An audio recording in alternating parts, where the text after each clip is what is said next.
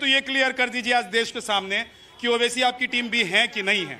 दूसरी बात ये भी बता दीजिए, क्या ओवैसी को सच में डर लग रहा है और आप लोग हिंदुओं का वोट ले जाएंगे, कांग्रेस मुस्लिमों का वोट ले जाएंगे और ओवैसी जी खाली हाथ रह जाएंगे? तो स्थिति बड़ी स्पष्ट है, ओवैसी की जमीन खिसक चुकी है, डरे हुए हैं।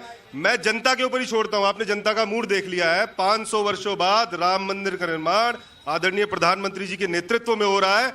जो कांग्रेस सुप्रीम कोर्ट में एफिडेविट हलफनामा दे सकता है कि राम तो काल्पनिक है, ऐसे कभी थे ही नहीं, वो भारतीय जनता पार्टी की कभी भी बी टीम हो ही नहीं सकती, क्योंकि राम मंदिर हमारे कण-कण में था और मोदी जी के नेतृत्व में। ओवैसी जी ने कहा है कि राम मंदिर का, एक सेकंड में रुकिए, ओवैसी जी ने कहा कि राम मंदिर का ताला किसने खुलवाया? उन्होंने याद दिलाया प्रियंका गांधी को कि देखिए राम मंदिर का ताला किसने खुलवाया और आज राम मंदिर का उद्घाटन हो रहा है, तो क्या आपको बुलाया गया है? इसका मतलब भी समझिए, इस पर जवाब दीजिएगा। लेकिन इसका मतलब, एक मिनट करण, इसका मतलब समझिए, ओवैसी जी ये चाहते हैं कि लोग ये समझें कि कांग्रेस भी हिंदू के साथ है, लेकिन बीजेपी क्या करेगी तब? इसका जवाब जरा दीजिए। इसी का तो, यही तो माननीय प्रधानमंत्री जी ने भी कहा है कि इन सब दलों का सिर्फ तुष्टीकरण करने की राजनीति है, कि धर्म के आधार पर समाज को बांटिए।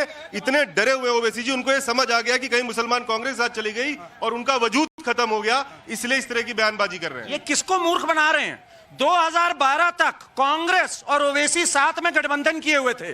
बताओ, साथ में है, गठबंधन किए हुए और हुल्लड़ मचा रहे पूरे।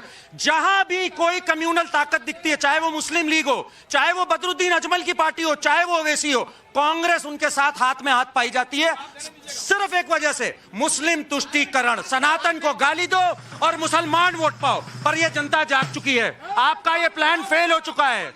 एक सेकंड, लेकिन अरविंद जी एक चीज बताइए, अगर जनता इतनी जागी हुई है, मुस्लिम अगर इतना समझ रहे हैं, तो ओवैसी भाईजान जो बयान देते हैं हैदराबाद में या साउथ में, उसको नहीं समझ रहे हैं वो? क्या तब भी वो फिसल जाएंगे, अलग हो जाएंगे? देखिए, बयान देने से कुछ नहीं होता है, जनता समझ रही है, इसीलिए ओवैसी के पैर के नीचे जमीन खिसक रही है और इसीलिए बौखलाए हुए हैं। और एक लाइन में और कहूंगा, चाहे कांग्रेस आरोप लगाए या बीआरएस लगाए या ओवैसी लगाए, ये तीनों 2G 3G और 4G हैं।